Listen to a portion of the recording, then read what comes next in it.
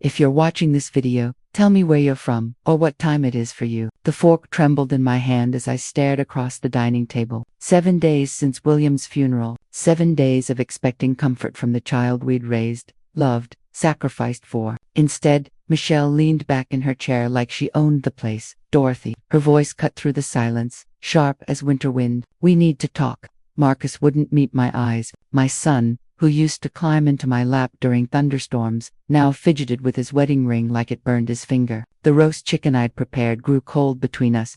What's on your mind, Michelle? The words felt foreign. Michelle had never been a daughter to me, just the woman who'd stolen my baby boy's heart 12 years ago. This house, she gestured around our dining room, the room where William had hosted countless family dinners, where Marcus had blown out birthday candles, where memories lived in every corner. It's too big for one person.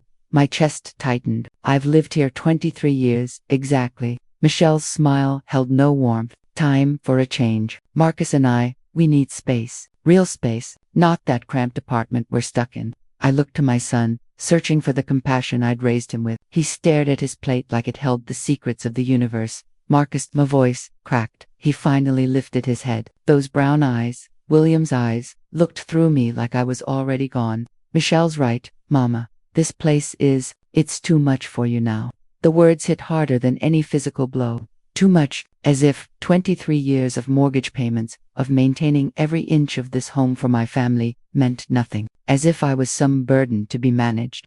Where exactly do you expect me to go? I set down my fork before it could betray more of my shock. Michelle leaned forward, a predator sensing weakness. Senior living, assisted care, somewhere appropriate for your age. Appropriate. I repeated the word, tasting its bitterness.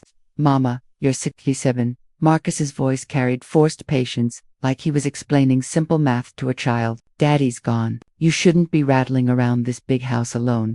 Rattling around, like I was some loose part in a machine that needed fixing. Michelle stood, pacing to the window that overlooked William's vegetable garden. Look, Dorothy, we're being practical here. You sell this place. Downsize to something manageable. Everyone wins. Everyone wins. The phrase echoed in my head. Everyone except the woman who'd built this life, brick by brick. You could have a nice little apartment. Marcus's words rushed together now. Rehearsed lines delivered poorly. No maintenance. No worries. Freedom. They were repackaging exile as liberation. I studied my son's face, searching for traces of the boy who'd once defended injured birds, who'd cry if he accidentally stepped on flowers. That boy had vanished, replaced by this stranger wearing his features. And if I refuse, silence stretched between us like a taut wire. Michelle returned to her seat, straightening her shoulders like a woman preparing for battle. Mama. Marcus's voice hardened. Don't make this more difficult than it needs to be. Michelle cleared her throat, the sound sharp in the quiet room. Her next words landed like hammer blows on glass. Now that your husband is dead, grieve. Pack your suitcases and never come back. The brutality of it stole my breath. William, reduced to your husband. Dead, pack, never come back. Each word calculated to wound. I waited for Marcus to gasp, to protest, to show some fragment of the son I'd raised. Instead, he nodded. Michelle's right, Mama, it's time. Something inside me crystallized in that moment. Not broke, crystallized, like water freezing into something harder, colder, more purposeful. I stood slowly, my legs steadier than they'd been in days. I see. 2 words, that's all I managed. 2 words that held 38 years of marriage, 23 years in this house, and 7 days of grief they'd weaponized against me. I walked to the hallway closet and pulled on my jacket. Behind me, Michelle's voice carried smugness like perfume. Smart choice, Dorothy. Marcus will help you look at places tomorrow. I didn't respond. The door closed behind me with a soft click that seemed to echo through my chest. The evening air bit at my face as I stood on my own front porch. My house, my life, my former family. I walked to my car, each step measured and deliberate. As I drove away, I didn't look in the rearview mirror. I was done looking backward. If you're watching this video, tell me where you're from or what time it is for you. Back in my study, I cleared the dinner plates with mechanical precision. Marcus and Michelle had left 20 minutes ago, their car doors slamming like gunshots in the quiet evening. Now silence pressed against the walls of my house, our house, William's and mine. I sank into the leather armchair that had been my refuge for 15 years. The graduation photo on my desk caught the lamplight. Marcus, at 22, radiant in cap and gown, his arms wrapped around William and me. $80,000-$9,000. That's what his education cost me. Every semester, every textbook, every meal plan. I transferred the money gladly, watching my savings shrink as my son's future expanded. When they called his name, William squeezed my hand so tight his wedding ring pressed into my palm. Afterward, Marcus had thrown his arms around my neck, tears streaming down his face. "I can't believe you did this for me, Mama," he'd sobbed. "You gave me everything. I promise I'll take care of you and Dad when you're older. Family takes care of family. Family takes care of family." The words echoed now like a cruel joke. 5 years later, he'd needed another bailout. $65,000 for a house down payment. He and Michelle couldn't qualify for the mortgage alone. "We'll pay you back, Mama, every dollar, with interest," he'd promised, his desperation real. I'd written the check the next morning. 2 years ago, their wedding. $23,000 for the country club reception. During the mother-son dance, Marcus had whispered in my ear, "Thank you for everything, Mama, for making this perfect. I'm so lucky to have you." Perfect. The word tasted bitter now. I walked to the filing cabinet where I kept financial records. William had always teased me about my meticulous bookkeeping, but numbers don't lie. College, $18,900. House, down payment, $65,000. Wedding, $23,000. Smaller loans over the years for cars, emergencies, Michelle's failed business startup, another $38,000. The total, $215,000. Nearly 2/3 of my life savings poured into my son's happiness. My phone buzzed against the desk. A text from Marcus. "Thanks for understanding, Mama. This is really for the best. We'll help you find a nice place tomorrow." Understanding, as if being ordered from my own home was reasonable behavior. I stared at the phone until the screen went dark. Something cold was settling in my chest, replacing the hurt with something harder, more focused. They thought they knew Dorothy Jenkins, the generous mother, the grieving widow, the easy mark. They'd calculated wrong. Dawn found me staring at the ceiling, William's pillows still indebted beside me. Sleep had been impossible. By 7 a.m. I'd showered, dressed in my best navy suits, the one I'd worn to client meetings for 23 years, and made a decision. Peachtree Community Bank sat in downtown Atlanta like a fortress of glass and steel. I'd worked in this building until my retirement 3 years ago. Dorothy Jenkins. The receptionist's smile was genuine. "Are you here to see someone?" "James Morrison. If he's available, tell him it's about a financial consultation." 20 minutes later, I sat across from James in his corner office. He'd been my colleague for 15 years, a careful man with an eye for detail. "You look well, Dorothy," he said, pouring coffee, though I was sorry to hear about William. "Thank you, James." I accepted the cup. "I need to understand my financial exposure on some loans I guaranteed." James's expression shifted to professional alertness. "Of course, which accounts are you concerned about?" "My son's mortgage and anything related to my daughter-in-law's business ventures." His fingers danced across his keyboard. James pulled up files that made his eyebrows rise incrementally.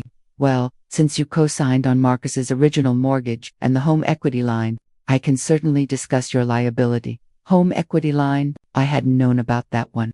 "The mortgage payments have been irregular for 8 months, James continued, scrolling through data. "Currently 60 days behind. That puts your credit rating at risk." 60 days. My chest tightened. "What about Michelle's business accounts?" James's pause told me everything before he spoke. "The equipment loan you guaranteed for elite event planning defaulted 4 months ago. $78,000 in principal plus accumulated interest and fees." $78,000. I set down my coffee cup carefully. "Dorothy, I have to ask, are you aware of their current financial situation?" "Apparently not as aware as I should be." The home equity line was maxed out 6 months ago, $45,000 drawn against the property, combined with the mortgage arrears and Michelle's business default.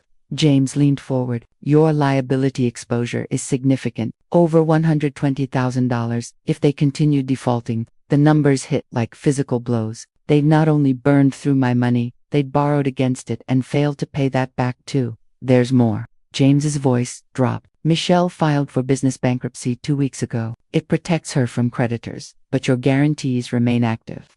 2 weeks ago, right around the time they'd started planning their ambush. "James, hypothetically speaking, if these accounts went into full default, What would happen to the property? Foreclosure proceedings within 90 days. The house would be sold to satisfy the debts. He calculated quickly. There might be $10,000 to $15,000 equity remaining. After all, liens are satisfied. $10,000 from a house I'd put $65,000 down on. Standing, I shook James's hand. I appreciate your candor. This gives me the information I need, Dorothy. James stopped me at the door. If you need any documentation of these accounts for legal purposes, I can prepare a comprehensive liability report. That would be very helpful. Thank you. Walking to my car, my steps felt different. Purposeful. Marcus and Michelle thought they'd cornered a grieving old woman. Instead, they'd awakened something much more dangerous, a former banking analyst, who now understood exactly how precarious their position really was. The afternoon sun slanted across my desk as I spread out the documents James had prepared. 3 hours since leaving the bank, and my methodical banker's mind was finally taking control. I'd arranged the papers chronologically: loan agreements, payment histories, default notices, a timeline of financial disaster.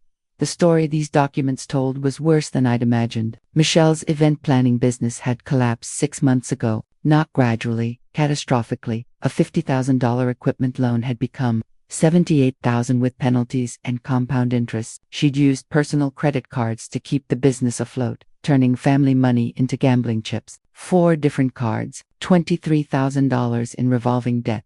But it was the mortgage situation that revealed their true desperation. Marcus's house, the one I'd provided a $65,000 down payment for, was 3 months behind on payments. Foreclosure proceedings could begin in 60 days. Then there was the home equity line of credit I'd never known about, maxed out at $45,000. They'd borrowed against the house to cover Michelle's business debts, then borrowed more to cover the borrowing.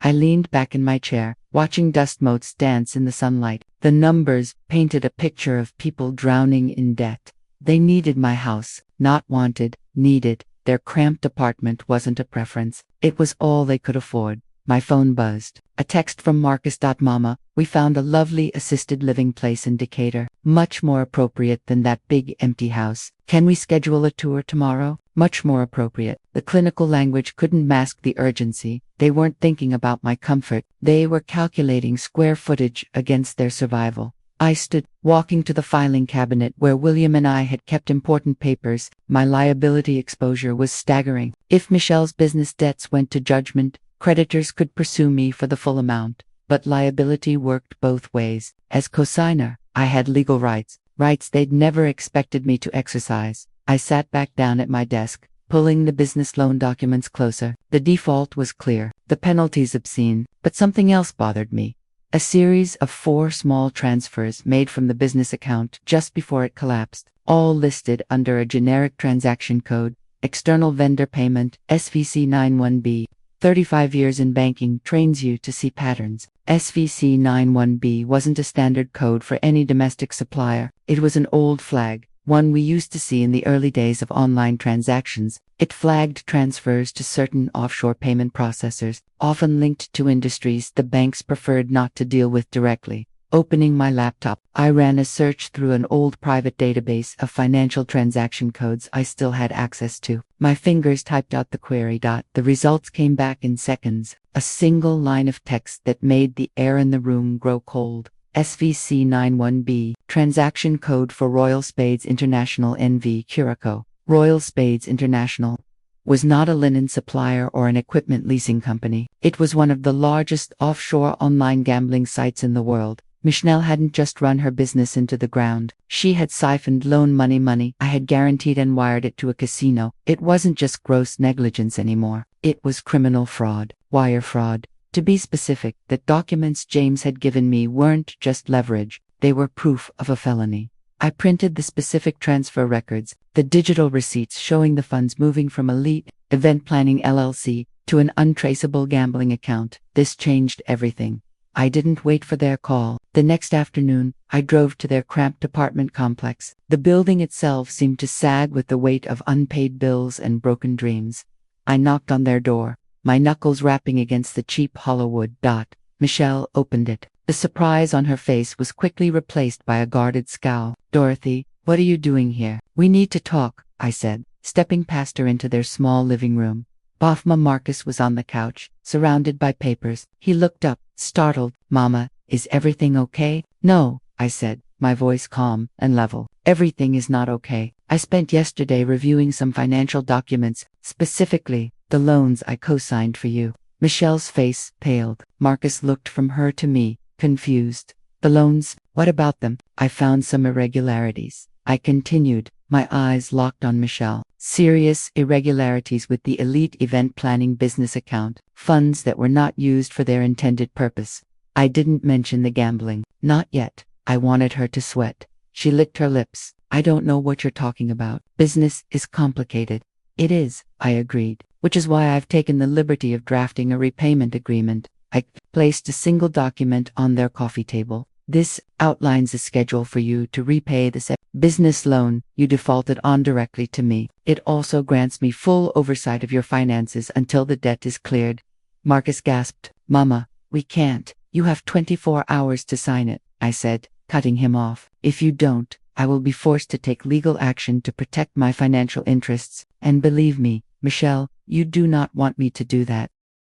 My voice was quiet, but it carried the weight of everything I now knew. They stared at me, then at the document. It wasn't a request. It was a declaration of war. I had them, and they knew it. I turned and walked out of the apartment without another word, leaving them in the ruins of their own making. I spent the evening in William's garden, tending the collard greens. The simple, methodical work calmed my nerves. 9 p.m., I went to a late movie, a calculated move to give them time. I knew desperate people made desperate choices. I just wanted to see how desperate they had become. When I returned home just after midnight, the house was dark and silent, but the moment I stepped inside, I felt it. A subtle shift in the air, a wrongness. I turned on the hall light. Nothing seemed out of place. I walked into the living room, then the kitchen. Everything was as I had left it. But my study was different. The door was closed when I always left it open. I pushed it open slowly. The room was neat, almost too neat. My banker's eye for detail screamed that something was wrong. A book on the shelf was tilted at a slightly different angle. The pen on my desk blotter was parallel to the edge, not perpendicular. My gaze went to the center drawer of my desk. I pulled it open. The manila folder containing the loan documents was still there, but it felt thinner. I opened it. The mortgage arrears, the credit card statements, they were all there. But the specific pages I had printed, the wire transfer records for Royal Spades International, were gone. They had broken into my home. My own son had stood by while his wife ransacked my private space, searching for the evidence of her crime. They hadn't just betrayed me, they had violated the sanctity of my home, the place I had shared with my husband for over 2 decades. The cold resolve in my chest burned away, replaced by a white-hot rage. My evidence was gone, but it didn't matter. They had just given me a new reason to bring them to ruin.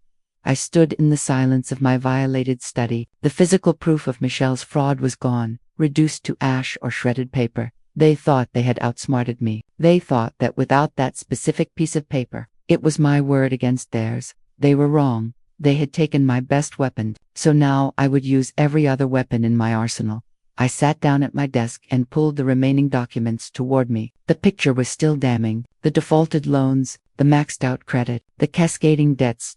My original plan was still viable, but now it would be executed with zero mercy. My phone buzzed. A text from Marcus. Mama, we found a lovely assisted living place in Decatur, much more appropriate than that big empty house. Can we schedule a tour tomorrow? The audacity was breathtaking. Less than 24 hours after breaking into my home, he was sending me condescending messages about my own eviction. They hadn't just destroyed the evidence, they felt emboldened by it. I deleted the message. It was time to remind them what a real threat looked like. Tuesday morning brought the call I'd been expecting. My coffee was still steaming when the phone rang. Marcus's name on the display. Good morning, Marcus. Mama. His voice carried an unfamiliar tremor. I need to discuss something important with you. About our conversation Sunday. Which part? Well, about the house situation. And some financial concerns Michelle and I are facing. Financial concerns. Such delicate language. Mama, we're going through a difficult period. We need help. Just temporarily. $15,000 would get us back on track. $15,000, not even enough to cover their mortgage payments, but a desperate stopgap. No, Marcus. Silence stretched between us. I'm sorry. What I said. No, I won't be lending you money. Mama, I don't think you understand. This isn't for a vacation. We could lose our house. I understand perfectly, I said, my voice as cold as ice. But you've always helped us. The college money, the wedding, you've always helped. $215,000 worth of help, to be precise. That was then. Mama, what's wrong with you? Panic crept into his voice. This isn't like you. We're family, are we? I asked. Family doesn't break into each other's homes. Another silence, this one charged with guilt and fear. I don't know what you're talking about, don't you? Goodbye, Marcus. I hung up before he could respond. The phone immediately began ringing again. I turned off the ringer.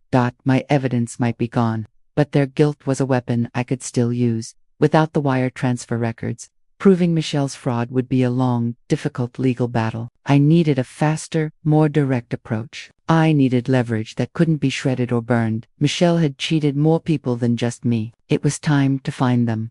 My research led me to a woman named Linda Crawford. She owned a small electrical subcontracting firm. Public records showed that Elite Event Planning owed her $42,000 unpaid invoice that had forced Linda to lay off half her crew.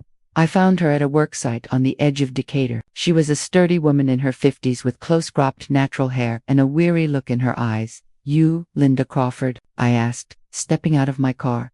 She squinted at me, sizing me up. Who's asking? My name is Dorothy Jenkins. I'm Michelle Morgan's mother-in-law. Her expression hardened instantly. Then you can get right back in your car and drive away. I've got nothing to say to anyone related to that crook. She cost you $42,000. I stated she cost me more. I'm the one who co-signed a business loan she defaulted on. That got her attention. She wiped her brow with the back of a glove. You're the money woman, so this is your fault. You backed a snake. I backed my son's wife. I corrected her. A mistake I am now rectifying. Michelle and my son are about to lose everything. When they do, I intend to control their finances. And when I do, I'll need to decide who gets paid back first. Linda stared at me, her hostility slowly giving way to cautious interest. What are you proposing? I need information, I said. You worked with Michelle for over a year. You know how she operates. I need to know where the bodies are buried. What corners did she cut? What regulations did she ignore? I need things that city inspectors might find interesting. She laughed, a short, bitter sound. You want dirt. The woman's whole operation was a mudslide. She used substandard wiring on the Buckhead project. The plans called for 12-gauge copper. She used 14-gauge aluminum to save a few bucks. It's a fire hazard waiting to happen. This was exactly what I needed. Can you prove it? I've got the original supply manifests and the change orders she faked. I kept everything, thinking I'd need it for court. I have a better idea than court, I told her. I opened my briefcase on the hood of my car and showed her Michelle's financial statements, the defaulted loans, the maxed out credit. This is a woman on the verge of collapse. I don't want to sue her. I want to bankrupt her. I want to trigger a full-scale regulatory investigation that will shut her down for good. I looked her in the eye. Help me do that, and I give you my word. When I take control, your $40,000 invoice is the first one I pay. Linda was silent for a long moment, studying my face. She saw the same cold fury in me that was simmering in her own gut. She put my company on the line, she said finally. She lied to my face while she was driving her fancy car. She extended her hand. All right, Dorothy Jenkins, you've got a deal. Let's go burn her to the ground. Thursday morning brought me to Sweet Auburn Cafe, a local favorite among banking professionals. I'd cultivated relationships here for 30 years. Robert Walsh from SunTrust Bank slid into the booth across from me. Dorothy Jenkins, how are you holding up? Day by day, Robert. Keeping busy helps. Speaking of keeping busy, we had an interesting application yesterday. Your daughter-in-law, Michelle Morgan. I kept my expression neutral. High-risk case, debt-to-income ratio approaching 60%, recent business bankruptcy. We couldn't touch it. Family finances can be complicated, I offered. This went beyond complicated, he said, leaning forward. Between you and me, Dorothy, they're looking at foreclosure inside 2 weeks. After Robert left, I sat, finishing my coffee. Michelle and Marcus were discovering that financial reputation, once damaged, couldn't be quickly repaired. Trust, like credit scores, took years to build and minutes to destroy. Driving home, I passed their apartment complex. Marcus's car sat in the lot, hood raised, steam rising from the engine. Another expense they couldn't afford. Friday evening brought the call I'd been waiting for. Dorothy. Michelle's voice carried the strain of a week's worth of rejections. We need to talk. I'm listening. Look, I know we got off on the wrong foot Sunday. Maybe I was too direct. We're family, and families help each other. Is that what we are, Michelle? Of course. Listen, we're in serious trouble. The banks won't work with us. We need $15,000, just temporarily. We'll sign papers, pay interest, whatever you want. As I recall, Michelle, you told me to pack my suitcases and never come back. Silence. That was a misunderstanding. I was stressed. She then made her final fatal mistake. Dorothy, please, William would have wanted you to help us. He loved Marcus. He wouldn't want to see us lose our home. They were using my dead husband as leverage. The audacity was almost admirable. William's gone. Michelle, I make my own decisions now. What's happened to you? Her voice pitched higher. This is about Sunday, isn't it? I apologize. I was wrong. I should never have suggested you leave your own house. Your apology is noted. Then you'll help us. No. The line exploded. Why not? You have the money. What's $15,000 to you? I think our conversation is finished. Wait, Dorothy. Just tell me why. What did we do to deserve this? They'd calculated my grief as weaknesses, my love as vulnerability. They'd committed fraud and then broken into my home. Perhaps you should ask yourself why your loan applications keep getting rejected, I said, and hung up the phone. Saturday was for strategy. Armed with Linda Crawford's documents, the faked invoices, the material manifests, a sworn affidavit about the substandard wiring, I had everything I needed. My next stop was a quiet meeting with Carol Henley, a former client who'd retired from the city planning department. The event planning business is brutal right now, Carol mentioned over coffee. Half these small outfits are one project failure away from bankruptcy. I imagine permit compliance is crucial in that environment, I said. More than ever, one safety violation can shut down a project for weeks. The next morning, I composed a simple email to Carol. Carol, enjoyed our conversation, thought you might find these industry compliance reports interesting, particularly the section on safety, protocol violations, and material specifications on municipal projects, purely informational, of course. Attached was a professionally formatted report. It contained elite event plannings, public records of permit delays, combined with Linda's detailed, damning evidence of fraud and safety violations on the Buckhead project. It was a regulatory time bomb, delivered directly to the people who held the detonator. Within a week, elite event planning would find themselves facing the kind of scrutiny that could shut down projects and drain cash reserves. Michelle had threatened me. Now she'd learn what real power looked like. Monday brought the news I'd been waiting for. Michelle's car sat in their driveway at 3:15 p.m., 2 hours earlier than her usual return. I watched from a distance as she sat motionless behind the wheel for nearly 10 minutes. When she finally emerged, her shoulders carried the defeated slump of a woman whose world had just collapsed. The regulatory scrutiny I'd orchestrated had worked faster than expected. The Buckhead project was shut down immediately, pending a full safety investigation. Elite event planning, already on thin ice, had been forced into immediate layoffs. Michelle was one of them. Tuesday morning arrived with Marcus's scream. I'd positioned myself at the neighborhood park, monitoring their house from a discreet distance. The sound cut through the morning air like breaking glass. Pure, anguished disbelief. Michelle had finally confessed. The $78,000 loan, the hidden debt, the bankruptcy filing, the cascade of lies. Marcus stormed outside, phone pressed to his ear. Aunt Jean, I know it's early, but we need help. Serious help. Michelle lost her job. And no, there's more. Much more. The day devolved into a frantic series of desperate calls and arguments. By evening, their fight had moved to the front porch, voices raised beyond any pretense of privacy. Standing in my own front yard, ostensibly watering William's collard greens, I could hear every bitter word. You bankrupted us. Marcus's voice cracked. $78,000. Michelle, how do you hide $78,000? I was trying to save the business, our future. We lose the house in 6 days. 6 days. Michelle Gamatha could help us if she wanted to. One phone call, and this whole nightmare disappears. Marcus's laugh held no humor. My mother, you ordered her to pack her bags and never come back. You think she's forgotten that? The front door slammed. Marcus remained on the porch, his head in his hands. Phase 2 of my plan was complete. Wednesday evening brought the visitors I'd been expecting. Through my front window, I watched them approach, Marcus clutching Michelle's arm for support, both moving with the defeated shuffle of people who'd run out of options. The doorbell rang once, a tentative, almost apologetic sound. I took my time answering. Mama. Marcus's eyes were redrimmed from crying. Thank you for seeing us, Marcus. Michelle. I stepped aside, allowing them entry, but making no welcoming gestures. They followed me to the living room, where I took my customary chair. William's chair remained empty. Beside me, they perched on the edge of the couch like children called to the principal's office. Mama, we're in serious trouble. Marcus's composure cracked immediately. I know we made mistakes, said things we shouldn't have. Mistakes. I repeated the word with clinical precision. Interesting choice of terminology. Dorothy, I need to apologize. Michelle's voice carried the strain of swallowed pride. What I said at dinner, that was completely inappropriate. I was stressed about our financial situation.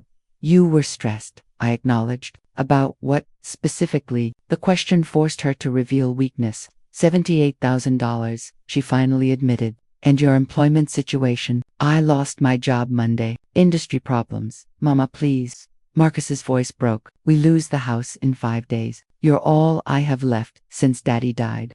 He was invoking my dead husband's memory to leverage sympathy.